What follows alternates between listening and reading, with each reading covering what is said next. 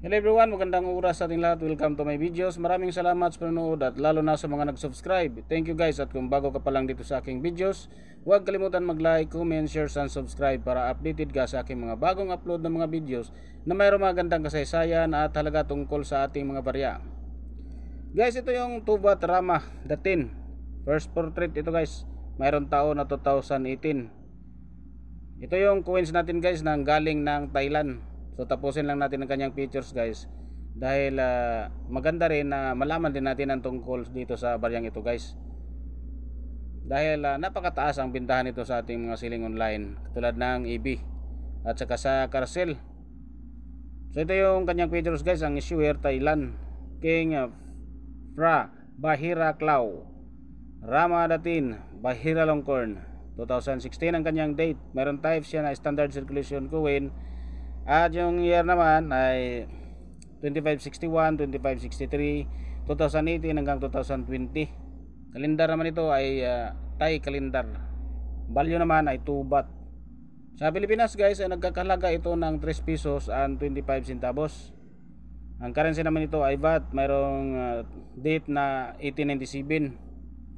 At ang kanyang composition naman ay copper, aluminum, nickel. 92% ang copper, 6% ang aluminum, at 2% ang kanyang nickel. At ang bigat nito guys ay 4 grams lang. May diameter siya na 21.75 mm. At ang kanyang thickness naman ay 1.5 mm. Ang shape naman nito ay round. At ang kanyang technique ay mild. Ang kanyang orientation ay coin alignment.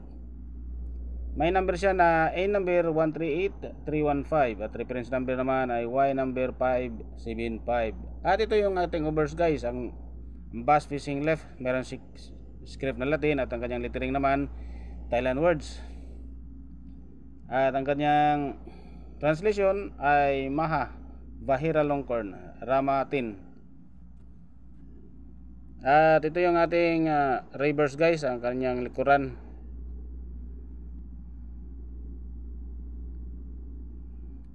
Ito yung reverse, ang likuran guys. At ang crown na monogram. So meron siyang script na Latin. Crown monogram ang tawag dyan. Meron siyang lettering na Thailand words. At ang kanyang translation ay Thailand B8 2561 to baht. Meron siyang edge na segmented reading, 8 segments with 7 threads and 8 segments. Ito yun, segmented readings, 8 segment with 7 threads and 8 segments.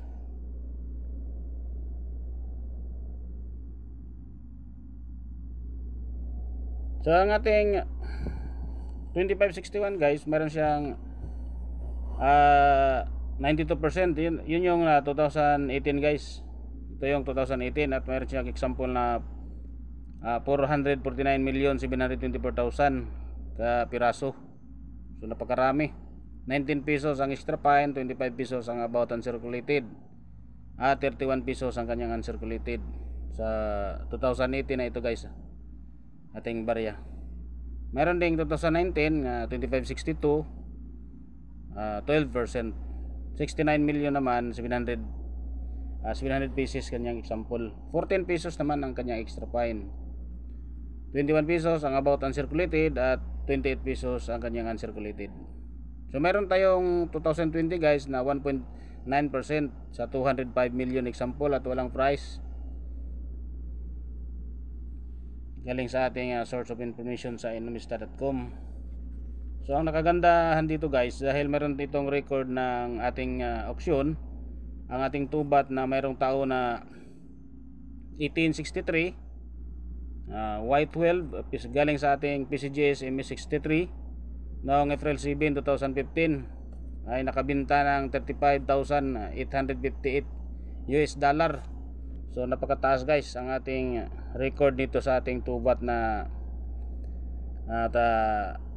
coins ng Thailand. April 7, 2015 guys, umabot ng 2,052,870 sa pira natin ngayon guys. So mas maganda guys, ingatan ang mga ganito nyong mga barya, dahil mayroon din palang halaga pagdating ng araw. lalo na kung graded at saka mayroong mga error. So ang bintahan din natin nito guys sa ating mga online selling sa eBay, umabot ng 824 pesos and 16 centavos. So mataas na rin sa halagang tubat sa 3 pesos sa Pilipinas. 3 pesos lang ito guys ang palitan dito sa atin sa Pilipinas, ang Thailand na tubat na ito. So kailangan ingatan natin na hindi masisira para pagdating ng araw meron tayong maiiwan sa ating mga new generation na mga anak o di kaya mga kapatid na mga new generation na tubat ng Thailand. So yun guys, ang mga nakuha natin information guys dito sa ating source of information sa inomista.com at saka sa selling online sa eBay. Maraming salamat sa panonood guys at God bless sa ating lahat.